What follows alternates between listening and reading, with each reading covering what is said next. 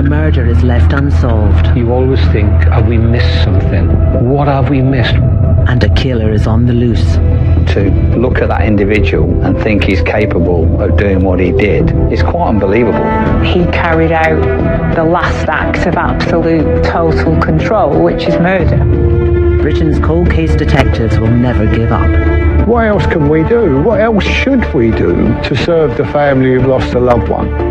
He's obviously driven down here in the car and deposited her in the undergrowth. That's the unanswered question, isn't it? Why? Why did he do it? No matter how long it takes. This was the last throw of the forensic dice. They'll investigate every angle and uncover every clue. That seemed to be the missing piece of the jigsaw. Until the killer is caught at last. One hurdle after another, we were doggedly determined to succeed. A case like that will stay with you for the rest of your life.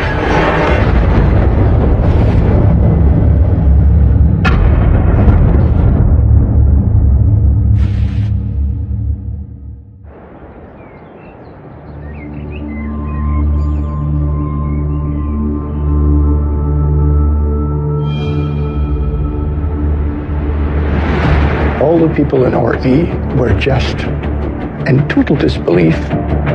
You would not believe this would happen. The common theory on the island was, this has nothing to do with the island. Obviously, he's an incomer. He hadn't fallen out with anybody on the island. To think that somebody would walk into a restaurant and assassinate a waiter, unbelievable.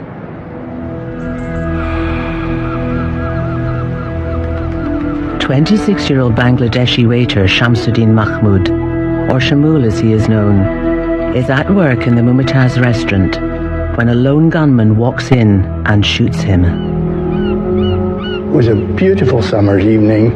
I got a telephone call advising me that there had been a murder in Kirkwall, which is in Orkney. And we don't have murders every day in the Northern Constabulary, but I suppose in the role I was in at that time, if anything serious happened outlying, I was going to be the one getting the phone call.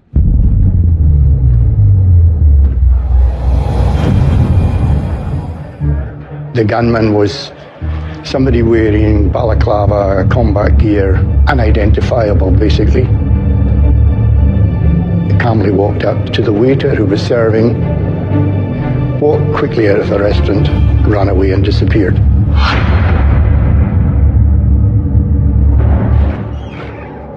I'm John Ferguson. I used to run the local radio station in Orkney, and I lived there for just over 20 years.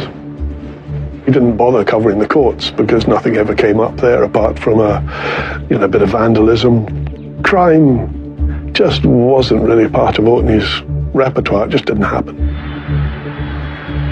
The Orkney police were country policemen, not used to the big crimes, so as soon as something significant happened, then the big boys were drafted in from south. People obviously saw us as the enemy. The police would not necessarily have been seen as friends that they could welcome to the island. They would be more here to carry out an investigation into horrific crime. And even looking back now after all these years, it's difficult to comprehend that it actually happened. The restaurant was right in the sort of heart of the town, and the little narrow street that leads up through Kirkwall from the harbour to the cathedral, a very busy, popular kind of thoroughfare where people walked. So it was a kind of warren of places, and you could easily get lost. On the night of the murder, the Mumtaz restaurant was busy with diners enjoying a Friday night out. So this is the lane that the gunman walked up to get to the restaurant. It's a fairly quiet lane. This is your ideal route if you don't want to be seen. So this is us just approaching the main street.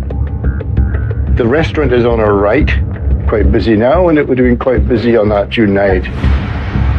If you came through the main thoroughfare dressed in a balaclava and combat gear at 7 o'clock on a beautiful June evening would make you stand out. He didn't pause, he didn't look in the window. He simply walked in the door, walked over to Shamul and shot him at point blank range. The witnesses in the restaurant, the waitress and the other witnesses, they ran down this lane, and when they got to this point here, they would have glanced to the right and they would have seen the gunman go up 3 steps and down the lane. At that point they thought, this guy has got a gun, let's not pursue it any further. At the time, there hadn't been a murder in a quarter of a century, and all of Orkney had that kind of safe, supportive feeling that you get in a community that has no fear of violence. We couldn't really get our heads around it. The forensic team arrived to assess the crime scene. We found that there was a slug embedded in the wall. The bullet went in his left eye, executed behind his right ear, and then lodged itself in the wall. The casing for the bullet had ejected from the weapon and it was lying on the floor. Firearms expert Constable Eddie Ross is one of the first local police officers to arrive at the crime scene. He was quickly able to tell them that the bullet, which was removed from the wall, was a 9mm bullet. The casing, which was recovered from the floor, from markings on that, he was able to say that had been manufactured in the Kirky arsenal, which is in India. I was the Aberdeen Bureau Chief of the Scottish Daily Record, which at that time was Scotland's biggest selling newspaper. Well, I had a very good network of contacts on the island. The murder happened at the height of the tourist season, the busiest time of year on the island. The victim really was completely unknown. He was a waiter, a Bangladeshi waiter in a local Indian restaurant, going about his business on a Friday night. The customers at the time thought it was a prank. They thought it was some sort of joke. And then they suddenly realized it was very, very horrifically real. I mean, it was like something out of a TV series or a movie. I mean, that sort of thing should never happen in a wee place like Orkney. The killer had the demeanour and presence and singularity of mind to go in, commit the act, and disappear. That didn't sound like some local guy who had a grudge. That kind of looked like somebody who really knew what they were doing. It had all the elements of a hit.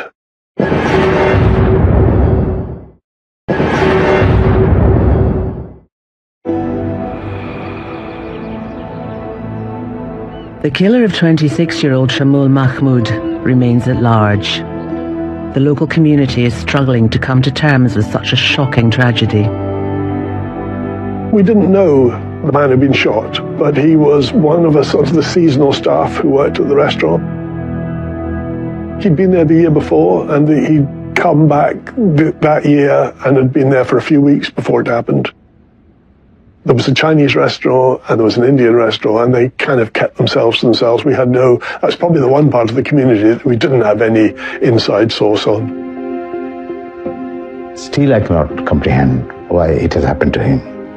What grudge one can have against him. He was a baby brother, and every member of the family was very fond of him. So it has happened to him in a faraway country. It was, no one could come to terms with it. We didn't know why this was carried out. Your thoughts go through, has this guy who's come in, has he got a history? Was he doing something wrong in previous places he had been? And was the local speculation correct that he had done something wrong and somebody was sent to take him out? Was he having an affair? Was he dealing in drugs? Was he money laundering? All of these things were explored, and nothing untoward was found about him. He wasn't a drug user. He hadn't fallen out with anybody on the island. We sent teams to restaurants where he had worked to try and find out, is there something happened there? Would that give us a motive for somebody coming onto the island to take him out? And the answer to all of these inquiries were nothing. There was no racism towards people of a different ethnicity or skin colour in Orkney. There was tension between incomers and locals, and they seemed to be welcomed to the community. There weren't enough numbers to be threatening or to change the culture or anything. And I would have said that it was a place that was very at ease with other races and cultures.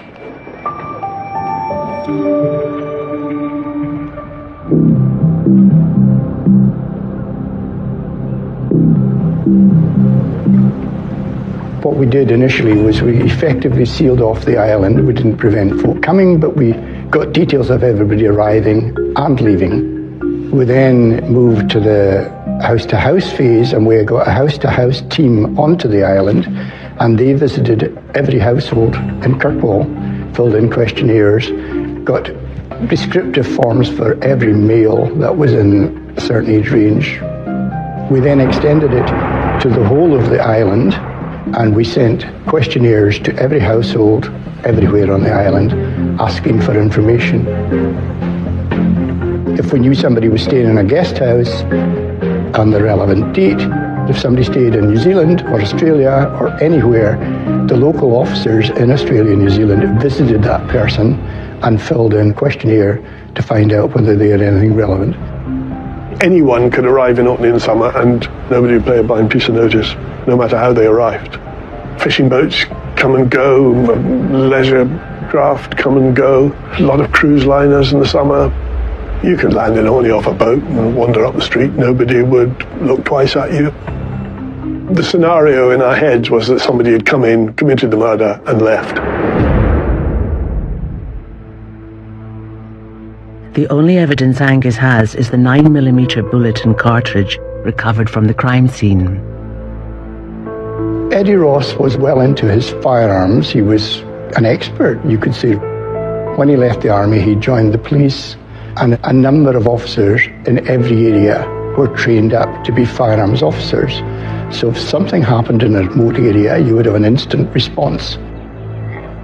We liked the police. They were a nice bunch. You could talk to them, you could, have a laugh with them. I was aware of Eddie. I knew him as a policeman.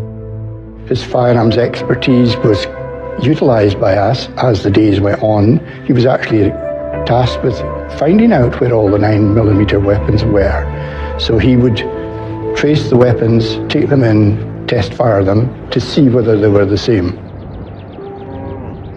There was a gun club in Orkney and there was a community of gun users. There was an element of, swapping guns, swapping ammunition, exchanges going on. Nothing to suggest there's anything illegal, but we knew there was a significant community in Orkney for whom a gun was a thing of beauty and of interest. As the days went by, as the weeks and months went by, inquiries were carried out throughout the island, throughout the world really, and that was just sifted through, and I suppose you could say that was kind of routine, looking for a vital piece of information. We weren't told directly by the police, and word soon got out, and our contacts up there were telling us what was going on. The police had absolutely no leads to go on at all, apart from the description of the man in the balaclava with the dark hooded top, and that was it.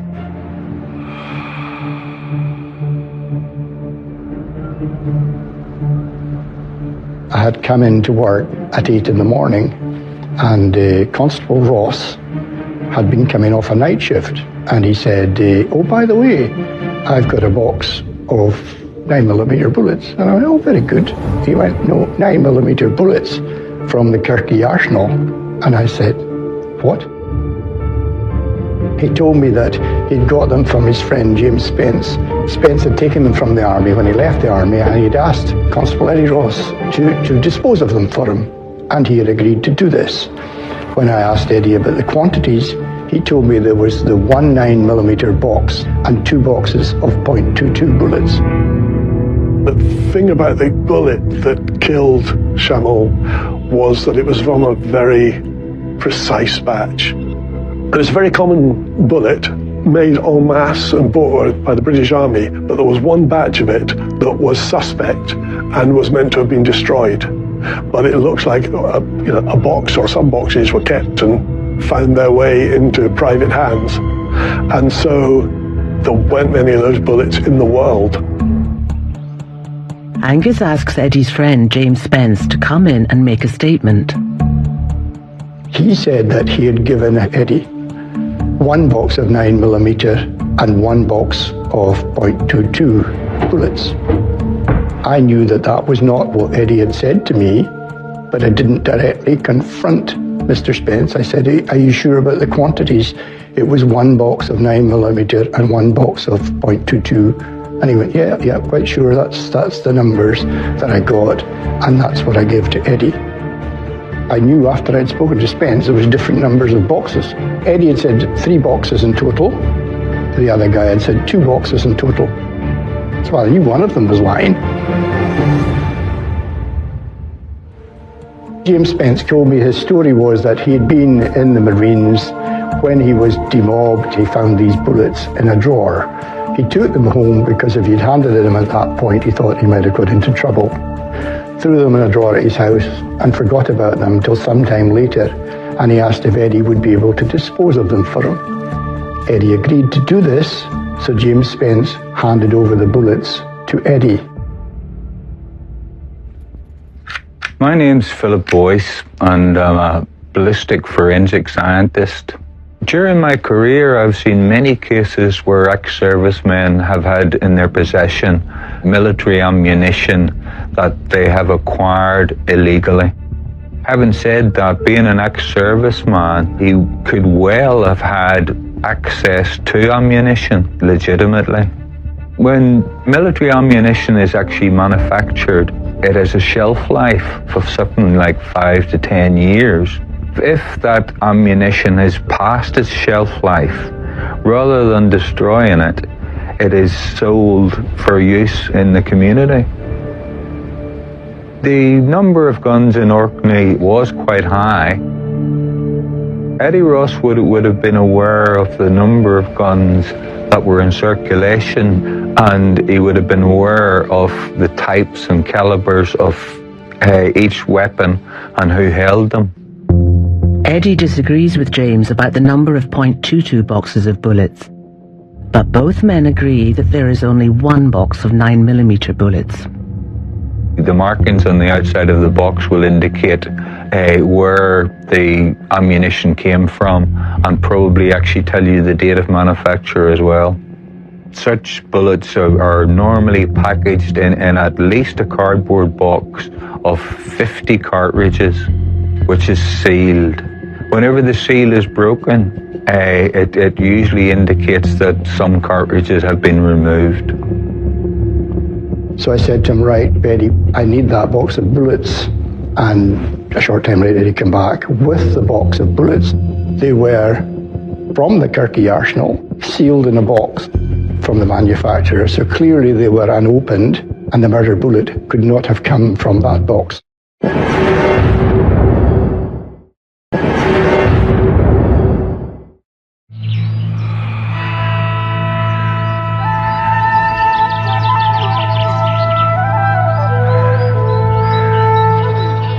Angus is no closer to identifying the killer of Shamsuddin Mahmood. He is running out of time and resources. If you don't get a motive or have a suspect within the first 2 or 3 days, it's likely that it's going to run on. The inquiry team had done their bit and they had been called back to do routine duties, and it was us that was left there. I think I've slept in every hotel bed in Orkney.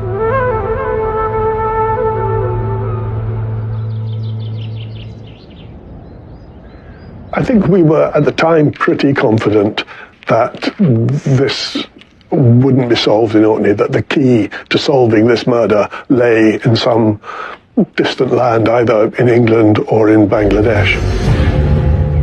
As the investigation into the ballistics continues, another line of inquiry emerges. A couple of weeks prior to the murder, There was a report of somebody seen acting suspiciously in Papdale Woods, which is a local woodland there. The significant part of that was that the person that was seen was wearing clothing virtually identical to what the murderer was wearing. He looked like he was doing combat maneuvers, moving about between the trees, acting suspiciously. Witnesses were able to see him from a nearby house which overlooks the woods, and one witness in particular was using binoculars. So as you can see, there's a fairly distinctive gap here. You can get a good clear view right into the woods. The witnesses were viewing from this direction. So at that point, the witness got a very clear view of the t-shirt he was wearing and his face. The witnesses do not recognize the man, but believe that they could identify him if they saw him again. So because the girls got such a good view of him, and particularly the one using binoculars, we arranged to have an e-fit prepared. That e-fit was circulated in the local Orkney newspaper. Eventually, the witness came forward to say that she had seen him enter the bakery. My colleagues sat in this tea room here, and they were keeping an eye on the bakery, which is across the road, and they were able to identify the person who had been in Papdale Woods. They were quite certain that that was the person that was going into the shop here. The girl identified this person to the police officers, and then the police officers subsequently identified this person as Michael Ross, who was the son of Constable Eddie Ross. Now that we have this information that Michael is identified as being the person in the woods, we asked Constable Ross to bring his son in, who was still 15 at this time, so that we could interview him. We allowed Constable Ross to sit in an interview. He sat there, he did not interfere with the interview, and Michael was quite clear it was not him that was in the woods. He's never been in Papdale Woods, and he didn't know what we were talking about, basically. Angus decides to ask Michael where he was on the night of the murder. We came off tape, went on another tape, and as a completely separate interview, we interviewed him about the murder. Again, his father was present, and he said that on the night of the murder, he could clearly remember where he was at the time because he heard the sirens racing to the scene. He could just hear the nino of the sirens, which isn't a common occurrence there. So he knew at that time he was in Papdale Estate, speaking to two of his friends who he had named. Both of Michael's friends are questioned independently. They were quite clear that they had not been speaking to Michael that night. They said Michael was a bit of a loner, that really wasn't a friend of theirs, but they certainly were not with him on that night.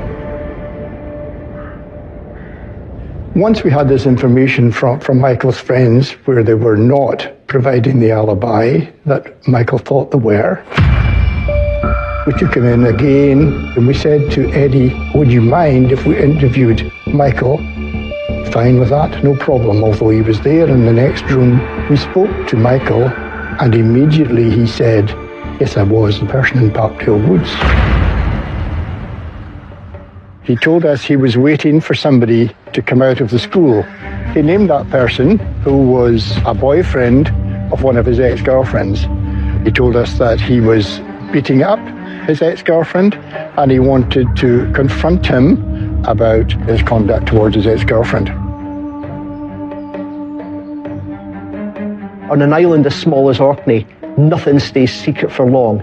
Here you have your local Bobby, and his 15-year-old son is hauled in for questioning about the biggest murder on the island for decades. So obviously the rumour mill is going to go into overdrive again. Did he do it? Was he responsible? Was he involved at all? Michael, when we interviewed him, did not really behave like you would expect a 15-year-old. He was not perturbed, he was cool, he was calm. He did not revert to his father saying, should I answer this? He answered every question we put to him, calmly, no issues, no sweat, nothing. Really, that's not what you would expect from a 15-year-old schoolboy.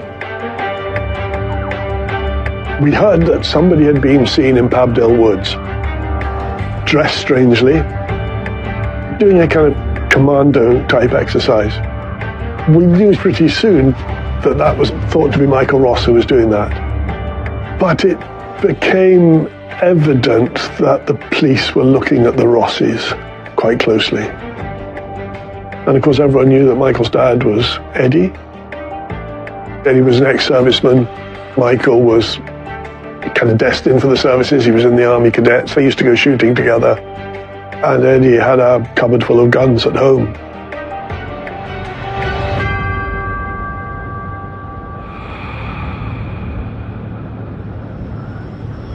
As the investigation continues to establish the connection between the murder and Michael's behaviour in Papdale Woods, there is an unexpected development. James Spence changed his story and told the police that actually he'd given Eddie 3 boxes of ammunition. The Kirky ammunition sealed, the .22 ammunition, and also an open box of Kirky ammunition. He told us, yep, I told you lies last time. There was actually 2 boxes of 9mm bullets. One opened with some out of it and one sealed. Obviously the box we got was the sealed box, and the question then was, where is this open box?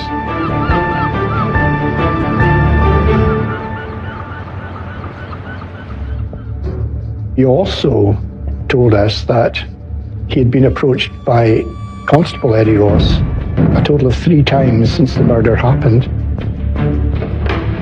And he was told by Constable Ross, if the police ever approached him, he was to say there was only 1 9mm box. The spotlight was clearly beginning to focus on Constable Ross. There was clearly something not right there when he was going out, interfering with witnesses, telling them to tell us lies. It was looking likely that we had a problem with one of our own. Could Constable Ross be the murderer? I mean, in a way, Eddie put himself in the frame because he was charged with going round and testing all the 9mm guns in Orkney. And he collected them in, he test fired them. And only at the end of that did he take a box of ammunition from his cupboard and go in and say, I've got a batch of ammunition from the same batch that the killer's bullet came from.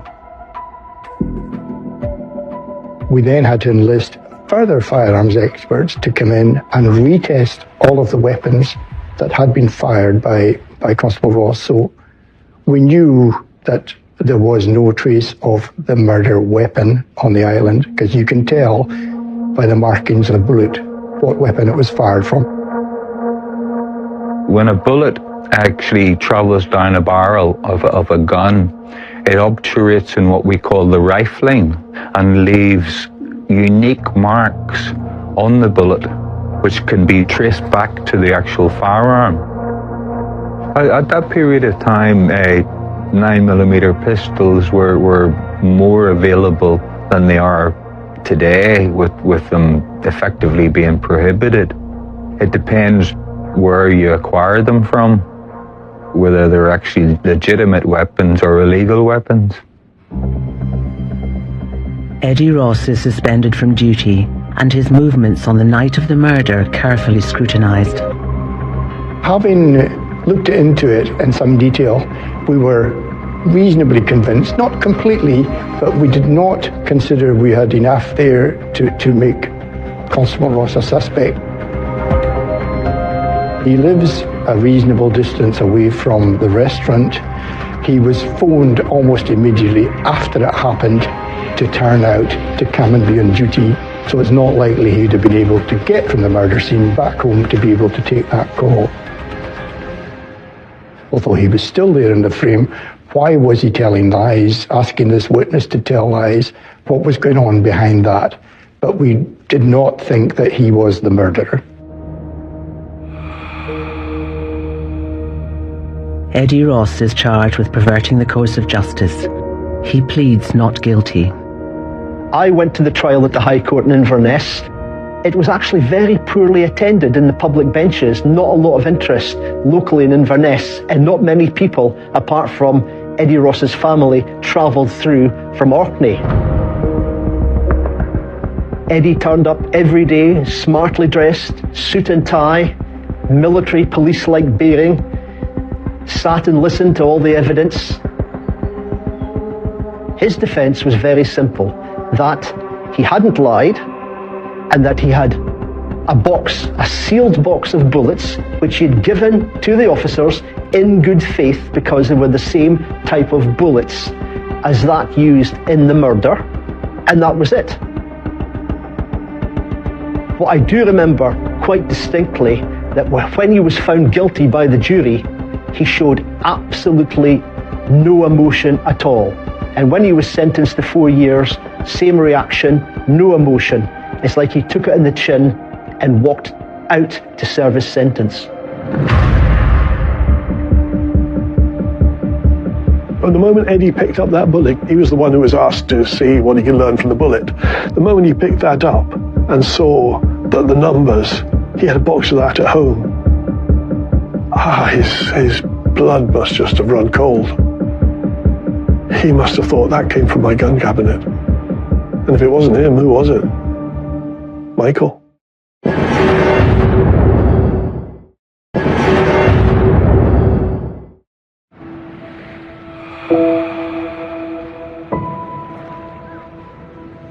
The murder of 26-year-old Shamsuddin Mahmood remains unsolved. Angus and his team have reached the end of their investigation, with the killer still at large. During the years after I retired and had moved on, I would still sometimes think back to this case and, wonder, was it ever going to come into a successful prosecution? The purpose of the police is to investigate, obtain as much information as possible, then pass all the information to the prosecuting authority, and they decide whether they're going to prosecute or not. We obviously had this vital information about Papdale Woods, we had vital information about the bullet, and he'd give us the false alibi. In my mind, I was clear that Michael was the murderer.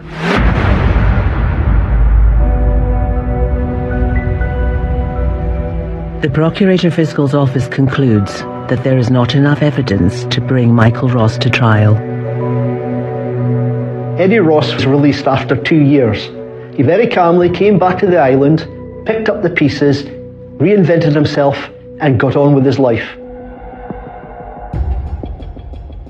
You are left with the conclusion that he was the father taking a massive hit in order to try and protect his son. When Eddie went on trial and was convicted for obstructing the course of justice, Michael's name came up in court as the prime suspect, and that was the first official confirmation we had that Michael was the only one they were looking at. We were interviewing policemen the whole time. I remember after one of the interviews, we stopped the tape, and the policeman said, "We know it was Michael, but unless we can find the gun, we're going to have a really hard time proving it."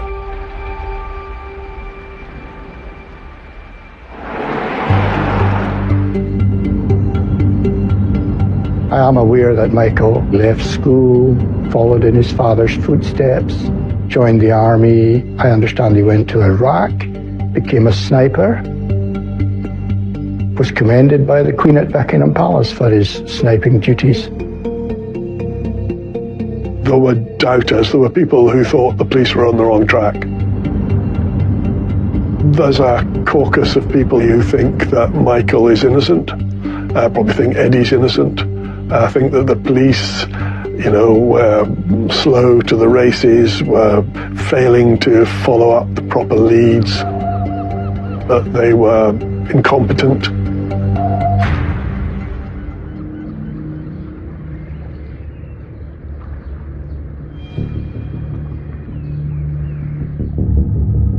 When everything seemed to have gone cold, somebody walked into Kirkle Police Station with a letter on a sort of lined piece of notepad that seemed to be torn out of a notebook.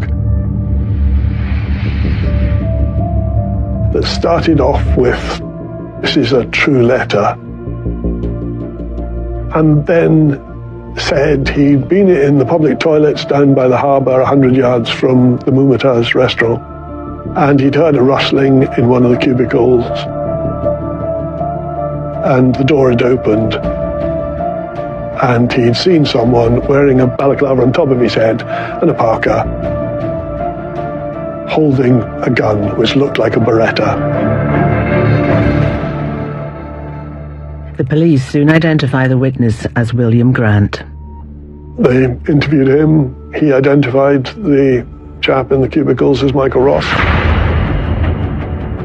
I have no idea why he decided to come forward after 14 years, not after 3 or 5 or 7 or after 20. I don't know why he came forward then.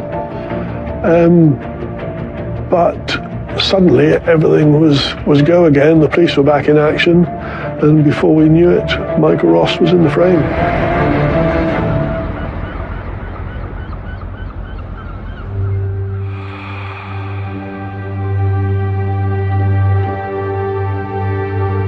Michael Ross is charged with the murder of Shamsuddin Mahmood and stands trial at the High Court in Glasgow.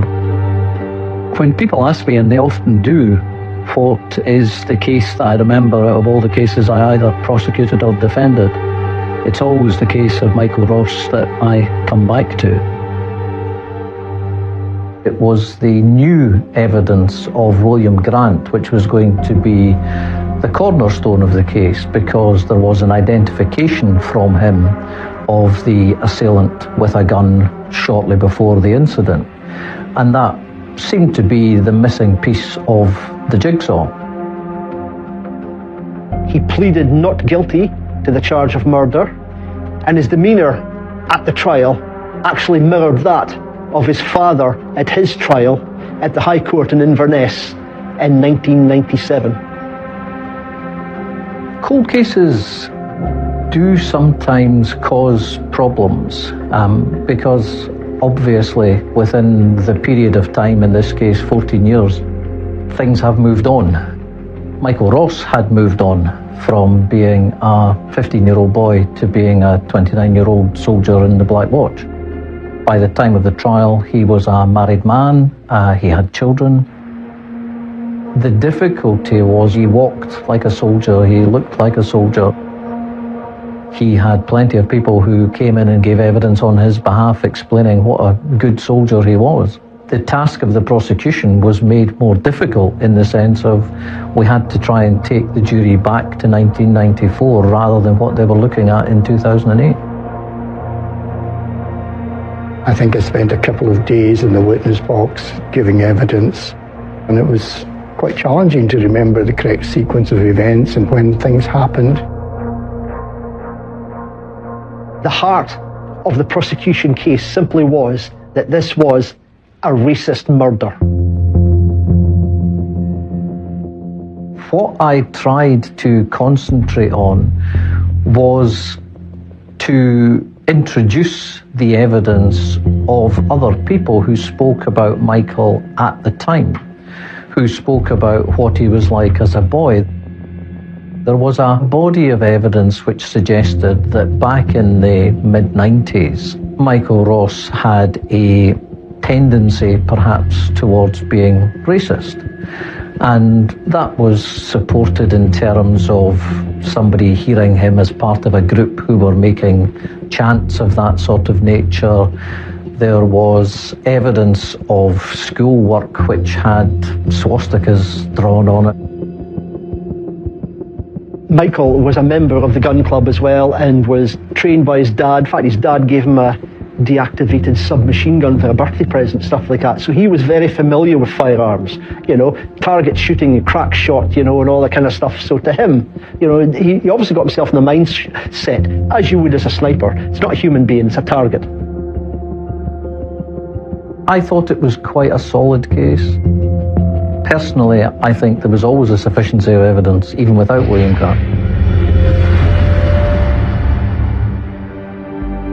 6 weeks later, the jury retires to consider the evidence. It was a Friday when they actually came back to deliver the verdict. And the jury decided that the verdict was one of guilty by majority.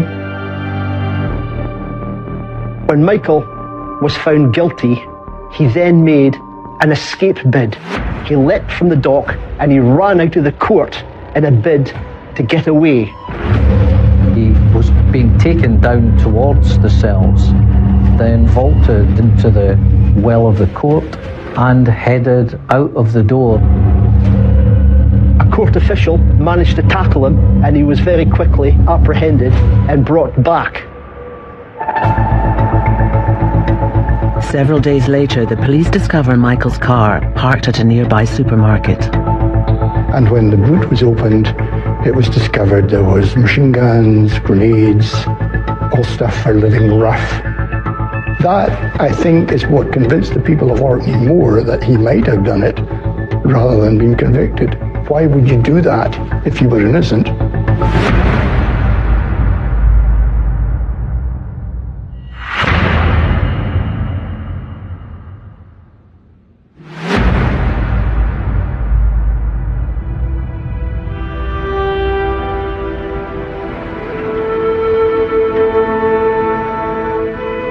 You have to ask yourself, will there ever be an end to this story? You have a father, Eddie Ross, who did jail time, obviously trying to protect his son.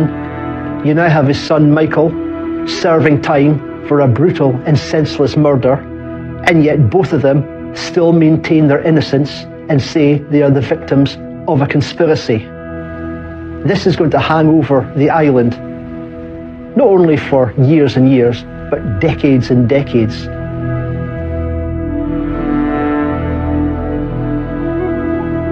I am as guilty, I think, as everyone else of seeing this case through the prism of Michael Ross rather than any other part of the story. And it's easily done to forget that the real tragedy in this particular case is Mr. Mahmood, who was an innocent bystander. It doesn't matter how you look at the crime. He was a man who had done absolutely nothing but go to his work that day and never came back from it. I think that knowing what we know now, I don't think it could have been anyone if everyone in that restaurant had been white. I think there's no escaping the fact it was a racist murder. I think that Michael was a misguided young man who had access to deadly weapons and chose to use one. I think the Indian restaurant was convenient and Shamal was very unlucky. To this day, I'm still not clear what Michael's motive was for killing Shamal. He had never had any personal contact with him. He did not know him. Nobody knows. The best I can come up with was he wanted to kill somebody. He's been right into firearms. Who would be the most expendable person in Orkney? He wouldn't want to kill a local Arcadian. So this incomer, who was a waiter, might be the obvious choice. But that's all supposition by me. I still have no idea what the motive was.